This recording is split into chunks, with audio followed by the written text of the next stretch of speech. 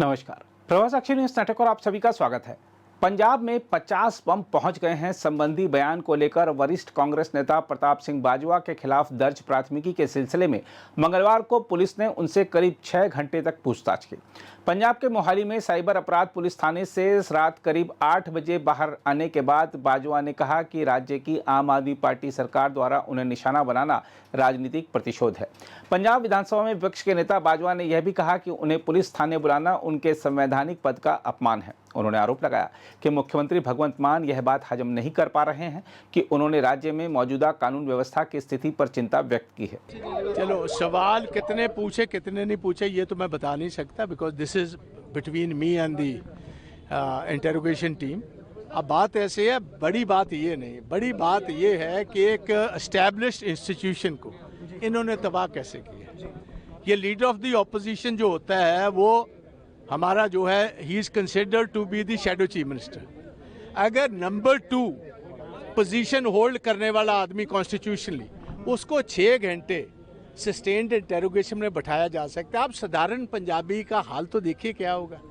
मुझे आज ध्यान आ रहा था अपनी बहन जो कर्नल बाट की वाइफ है, जिनकी दस्तार उतारी गई, एक सर्विंग कर्नल को कैसे पीटा गया, उसके बेटे की पिटाई हुई, कैसे हमारे किसान भाइयों की इधर डिटेंशन हुई चंडीगढ़ में, कैसे उनके दोनों बॉर्डर से सारा सामान उठा लिया गया, कैसे हर रोज़ फरौतियाँ हमारे भाइयों को चिट्ठियाँ आ रही हैं, गोलियाँ मार रहे हैं।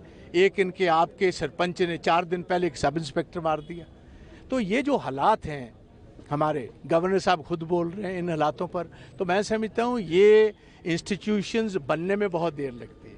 मान साहब ने वो काम किया जब हम गाँव में सबसे बुजुर्ग व्यक्ति को गांव की दस्तार को हाथ डालते हैं, तो आपसे रिश्तेदारी ना भी हो, उनके बेटे बेटियां रिश्तेदार तो इकट्ठे होते हैं, सारा गांव इकट्ठा हो जाता है।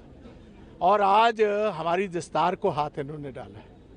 प्रताप सिंह बाजवा नाचीज़ है, वो कोई चीज़ नहीं, मगर ये इंस्टीट्यूशन बहुत बड़ा था जिसको इन्होंने बिल्कुल ही डिस्ट्रॉय करने की कोशिश की। और मैं समझता हूँ इसकी बड़ी कीमत आम आदमी को और भगवंत को आते टाइम में झेलनी पड़ेगी। ये इनको 3 साल के बाद याद आया। ऐसे चार्जेस मेरे पर तो पिछले 40 साल से लगते आ रहे हैं और बेतुक्का हैं। जो आदमी में लीडरशिप क्वालिटीज़ हैं, जो देश के लिए लड़ता है, जो सूबे के लिए लड़ता है, उसके पर ऐसे चार्जेस जब आप बढ़ते होते हो, कहते हैं ना बादे मुखालिफ से ना घबराए अकाब, ये तो चलती है तुझे ऊंचा उड़ाने के लिए। तो ये जो अपोजिंग विंड्स हैं वो हमें रोकने की कोशिश कर रही हैं, मगर भगवान की मेहर चाहिए। ये जब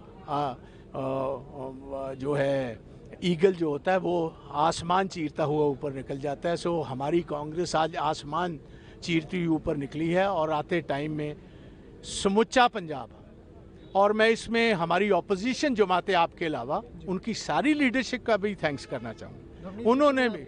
उन्होंने सभी ने ही, मैं किसी एक का नाम नहीं लूँगा, सभी का शुक्रिया अदा करना चाहता हूँ, because they feel democracy is in danger. ये सबसे बड़ी बात है, उन सभी ने ये महसूस किया है। अगर बाजवा साहब को हाथ डाला जा सकता, भाई फिर किसी को भी डाला जा। मुझे इस बात की कोई जानकारी नहीं है, मगर मैं समझता हूँ जो दिल्ली में हो रहा है वो ही पंजाब में कर रहे हैं। और मोदी साहब की सरकार और आपकी सरकार, ये एक सिक्के के 2 पहलू हैं। ये तो बहुत दफा आपको हम आपको बता दें कि प्रताप सिंह बाजवा के खिलाफ मामला एक निजी टेलीविजन चैनल को दिए साक्षात्कार के बाद दर्ज किया गया, जिसमें उन्होंने दावा किया था कि मुझे पता चला है कि 50 बम पंजाब पहुंच चुके हैं, इनमें से 18 फट चुके हैं और 32 अभी फटने बाकी हैं। अगर आप भी लेना चाहते हैं देश दुनिया की तमाम जानकारी, तो आज ही सब्सक्राइब करें हमारे चैनल को। साथ ही नीचे दिए बेल आइकन को जरूर दबाएं ताकि हर अपडेट आप तक पहुंच सके।